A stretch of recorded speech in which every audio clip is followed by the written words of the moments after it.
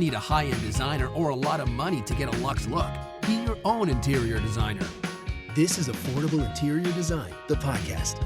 Here's your host, Betsy Helmuth.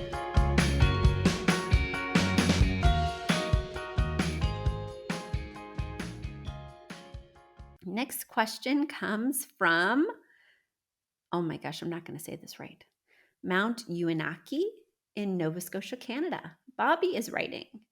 All right, Bobby, let's answer your question. You write, "Hi, Betsy. Congratulations on your pregnancy. I think I have enough questions to make an episode per day for your entire maternity leave, but I will try and keep this short. My questions are about my main living area. We've opened the walls so the kitchen, dining, and living room are all one open space instead of 3 separate rooms. You'll see the exposed beams and unfinished drywall. We're still working on that. Now that it is so open, I'm having a hard time figuring out what to do, as each room has aspects that are not my favorite and can't be hidden, but I can't change that right now. Right now, my partner has his office in the dining room, and he is messy. We will be building a garage and transferring his office there, but not for another year or so. And we don't have any other spare rooms to put his office in. My dining table is currently in the middle of the kitchen. The kitchen is very temporary, as we will be putting in brand new everything within the next year or two. I'm not too focused on the kitchen, but I would like the rest of the space to be more cohesive. Some of the items will go to the garage once built: the Windsor bench, the desk, the filing cabinets, the treasure chest. We simply do not have anywhere else to put them at the moment, but I'm trying to make everything work the best I can for now. What do you buy, replace first, second, third when living with mixed styles? I can't afford to replace everything at once. I'm 37 and I just bought my first couch. Think your grandmother's rust orange flower couch is what I had before. I don't have a 2-word style phrase yet because I don't know what it would even be. How do I even pick a style that I love? Do you have suggestions on how to home in on one style and where to start transitioning from what you are to what you want to be? I think I love a lot of different things from so many different styles, but I don't want to be a maximalist house. Help, I'm so confused. I also don't currently have an inspiration piece. I've dabbled with color in the past and have made major mistakes, and I'm afraid of any kind of color. Anything that catches my eye is white, black, beige, brown, or gray. I know you've talked about Roy G. Biv color palettes and 60-30-10, but how do you pick those out if you are not attracted to any colors? The current palette I have picked out is black, white, tan, camel color, and the wall color is Benjamin Moore Collingwood. What Roy G. Biv colors would you suggest to go with those? There are so many little things I need to finish, but in the meanwhile, I would love to start working towards a more cohesive space. One of your summer episodes talked about having a plan when designing so it doesn't end up a chaotic mash of styles. Where do you start fresh when you don't have a plan? Please help me. All right, Bobby, I am here to help. And yes, you have a lot of questions, and you can certainly send in as many questions as you like because you know that I'm trying to batch these episodes. So send me more. But right now, this is definitely a lot for me to sink my teeth into. So looking through your pictures, and guys, if you want to see Bobby's pictures, just head over to our YouTube channel, Affordable Interior Design on YouTube. But let's describe what I'm seeing here. So yes, it's an open concept space now, and I can easily see where the walls came down, but I have a feeling that that's going to be less conspicuous once the tape and construction materials are gone. So we have, pretty much a square space in my opinion. Hold on, let me look at these other images. But each space feels relatively separate and unique based on the current furniture layout, also based on sort of the positioning of the hardwood, where some of it's going vertically and some of it's going horizontally, which is kind of dictating what functions go where. It kind of is creating a visual separation. So is the tile in the kitchen. Okay, so let's dig in here. Let me give some additional details. It sounds like I'm conflicted. Do I give you additional details, guys, when I know that the kitchen's going to be blown out, The living room furniture is not what you want. The office is moving into the garage. I don't think we need to know what's here currently besides the architecture. So the kitchen has like a bay window and does seem to extend past this sort of office space situation. And then opposite the kitchen office space situation, we have that nice big living room. So I'm excited for your open space, but open space creates a lot of problems that my clients don't see in advance. Because when you have an open space, you lose usable walls.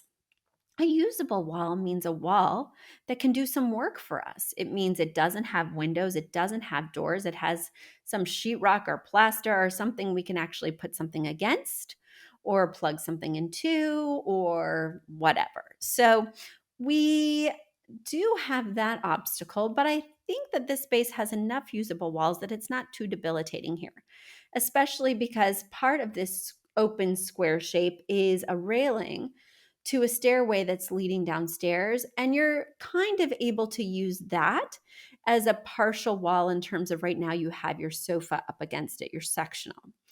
Do I recommend that if you have young children? Absolutely not, because it can be kind of a catapult to jumping over that railing and, of course, could be a danger zone. But as long as you have older children, things like that, it won't be as much of an issue. Okay, so let me go back to your email because you did ask a lot of questions. You have a lot of conundrums. Let me start with kind of the biggest question I was hearing. The biggest question I was hearing is, Betsy, how do I even begin? Right? This is going to be an evolution. I can't afford to do it all at once, but I want to do it in a cohesive way. Here's what I would recommend. My home too has been an evolution, and I've learned the good, the bad, the ugly from doing it that way. Because as most of you know, at my firm, after me talking about my projects so much, is typically, we create that plan and then people execute that plan. And really, the timeline moves very quickly, and there's not a lot of space or gap. They can order on their own, but ideally, they would quickly move so that those items don't go out of stock. For me, the reason that I did my personal project in stages is because I felt like I could spend a lot more. This is going to be a home where I'm going to stay for a long time. So the stakes were high. Also, I had a much bigger space, so it was very intimidating. I completely did the top floor, but the bottom floor I could wait on. And so I've been doing that piecemeal, and it has caused so many problems. Um, and the reason it's caused so many problems is because I made some decisions. Like, let me just give you an example. I made a decision about the living room drapes and I had them custom sewn on Etsy from a custom fabric. It really wasn't all that expensive, but they're just gorgeous and embroidered, and I was so into them. And they would be the inspiration piece for my entire space. Well, here's the issue. Then I got this amazing rug, right, to go with those drapes that felt formal because this is for like a more formal living room. And I felt really excited about this rug and I got a great deal. Then we got a cat. The cat totally destroyed this rug, like loves the loops. It's very infuriating. But I can no longer use this rug because it looks so bad. And because I didn't pull the trigger on other things, or I actually did, this room needs 3 rugs because it's very long. It's like over 40 feet long, but it's not very deep. So I wanted to separate the zones in this very lengthy room with rugs, but then the rugs went um, out of stock. And then I bought a different rug, and it was really cheap looking. So basically, it's just been an evolution, which has taken me a lot more time, and I've run into a lot more obstacles. I wish I would have just sat down like I do in my office and sourced everything and purchased everything and just had it all descend at once. Now, would I still have the problems of sometimes a cheap looking rug or the cat scratching things? Yes. But then at least I would have that big picture. Now, it's not always possible, just like it wasn't possible for me. So, the thing I want you to get real clarity on right away is your 2-word phrase. And you mentioned that you like so many things that you're not sure what to do. Look around the room and decide what pieces you're definitely going to keep. Is it the sectional? Is it the contemporary glass étagères flanking the fireplace?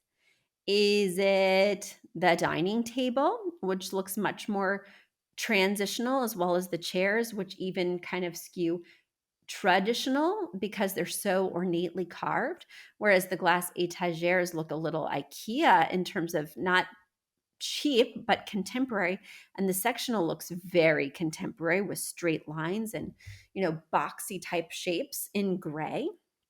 So, my challenge is that you really need to get that two-word phrase under your feet. So, no matter what you choose, you're choosing things that will feel cohesive. And yes, you do need to pick a two-word phrase that's going to service this entire area. Once you've committed to that, the next thing that you want to do is commit to an inspiration piece. So, you will need to make a choice. I'm so glad I have those drapes. They are dictating my color palette. Whether it's a big piece of art that I can prominently see all over the space, whether it's drapes that are dressing multiple windows in this large square space, you need to commit to maybe a big rug in the living area that will be that inspiration piece. Because then it will dictate what pieces you keep and what pieces need to go based on the color palette, right? So, first things first, two-word phrase. Second thing is inspiration piece. But let me take it back 1 second because there is another issue I'm seeing that's actually more important than either of these two things and should be tackled first. The issue that I'm seeing is this layout is wonky. And you yourself know that because you're moving a lot of these functions into other areas. So my recommendation would be that you create the layout first. Oh, and I have another thing. Okay. I'm going to give you, because you have this other anomaly. So, number one, create the layout for sure. Number two, you're doing a full kitchen demo very soon. I would, and by very soon, you said 1 to 2 years, even though everything else is going to happen more imminently, it sounds like. What I would do is go ahead and make those kitchen selections. It's not like they're going to go out of stock. The color of your cabinets, the type of countertop, the type of backsplash, chances are those will still be available. Chances are you'll have no problem accessing, gray cabinets, wood tone cabinets, that kind of countertop you're hoping for in terms of a marble look or whatever, right? So I would go ahead and make those selections because that really needs to be, it's going to be a huge money suck and time suck, not only to buy those materials, but then to get them installed. So that's what you want to be, that perfect vision. Then everything else plays off of that. So, for instance, if you decided to go gray with some of the elements in the kitchen, then maybe keeping the gray sectional makes so much sense, which is kitty corner that kitchen. And then gray is kind of that neutral background, especially with the Collingwood paint color, so that we can then layer the Roy G. Biv. Okay, so here is my recommendation. First, kitchen design, because that layout, if you're adding an island or anything like that, will deeply impact the rest of the floor plan for this big open space. First, kitchen layout, even though you're doing it last. Isn't that funny? You're implementing it last, but you're designing it first. And I think that's really important. Second, you're going to do furniture layout. So you're going to determine the different functions for each of the zones and how big everything needs to be. Third, you're going to come up with your two-word phrase, and you're going to commit to that to use it throughout this large space. Fourth, you're going to pick an inspiration piece, so then you have a color palette. And fifth, you're going to go shopping. You're going to create a shopping list. I highly recommend picking out everything that you'd like to purchase, even if you're going to be staging out those purchases, so that even if something goes out of stock before you can buy it, you can find something similar. And when deciding, Betsy, what color palette, Betsy, what style, Betsy, what direction should I go in, think about the items you really want to keep. Think about those big ticket or furniture items that are important to you that you're not getting rid of, and that will lead the way. Now, you mentioned that you're really scared of color, and boo freaking who, you've got to get over it. Betsy Smackdown, it's been a while, right, guys? It's been a while. Boo freaking who, you've got to get over it. A lot of my clients just want to use neutrals, and maybe, just maybe, they feel fine using a bit of blue.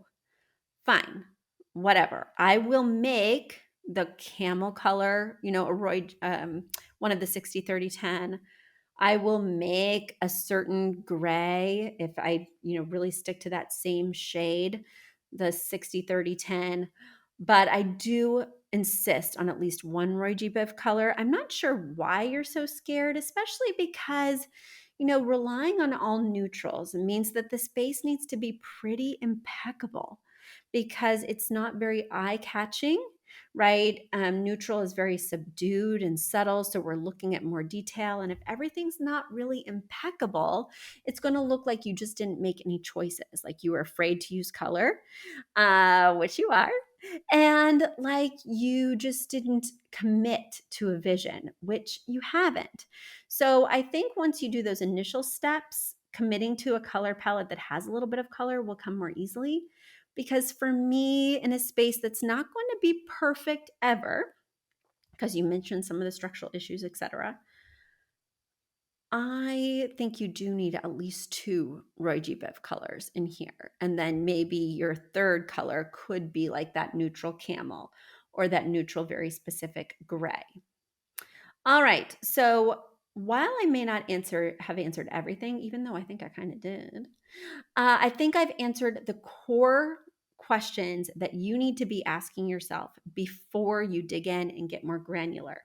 Then, as you're working on the space and as you've gotten some of the answers to those initial questions I laid out, you can write me again and you can show me your progress and we'll discuss some more. A big thank you to Aton and the Embassy who wrote our theme song. A shout out to Catherine Heller who owns the podcast shop and is our editor extraordinaire. We also want to thank Ginny Sunasan and her team at the Savvy Podcast Agency for their help with our social, our YouTube channel, and so much more. We also want to thank Uploft, which is our parent company who supports this podcast. And lastly, we owe a huge debt of gratitude to you. Thank you so much for tuning in and for all your support.